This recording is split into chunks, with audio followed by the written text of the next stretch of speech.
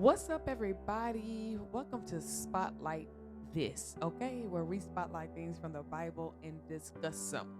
Let's go. So, on today, I wanted to go to the book of Matthew. I'm not going to read it. You can read it in your own time, okay?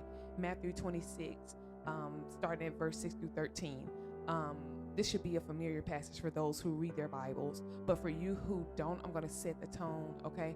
It is happening where Jesus and his disciples are at Mary's and Martha's house, okay? The two sisters. He's at their home. He's getting ready to feast or eat or whatever, and Mary comes with her bottle of expensive oil to pour on his feet to anoint him for burial, okay? So this is the setting. I'm trying to let you guys know what's going on here. This is the setting. Jesus is there with his guys, his boys. They're about to eat, and here comes Mary. She's appointed for anointing Jesus before he gets ready to die. Okay, that's a whole nother subject in its own. We'll get to that later on. But Mary was appointed to anoint his feet. Martha was there to serve. Two sisters, two different roles. Okay, and what I want us to take from this passage is that know your role, know your place. Okay, everybody is not going to be out in the spotlight. Martha wasn't in the spotlight, she was serving. Most of us want to be in the spotlight, but we don't want to serve. We don't want to learn how to serve.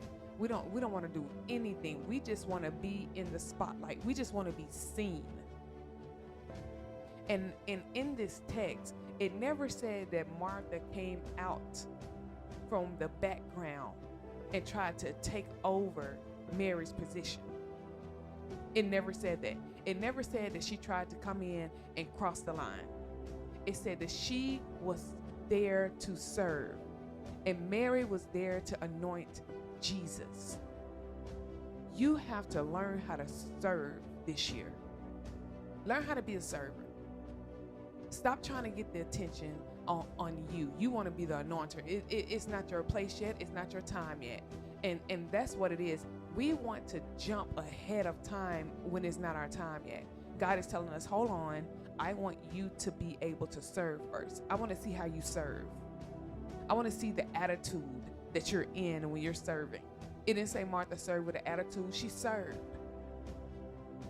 She could have been there and said, no, I don't want to serve. I want to be the one to anoint him. Why do you have to be the one to anoint him? Everybody is not meant to be in the spotlight at that time. Well, she wasn't meant to be in the spotlight at that time. And so it may not be your time to be in the spotlight. Most of us can't handle the spotlight. Let me tell you, in Luke, it talks about when Mary got ready to do this, one of Jesus' guys says, why are you letting this woman, anoint your feet? She's a hoe. Why would you want this woman with this type of reputation anointing you? Most of us can't handle that. See, everybody looks at Mary and says she has this grand job, this important job, but nobody knows the criticism that went behind her being in the spotlight. Can you handle that? That's why he wants you to serve first. Get down in the mud first, in the grit first, where you can hear all of the criticism and all that stuff. You can start hearing the backlash while you serving. Therefore, when you get in the spotlight, it rubs off of you. Because Mary, if you read, Mary never did defend herself. Jesus did. He said, leave her alone.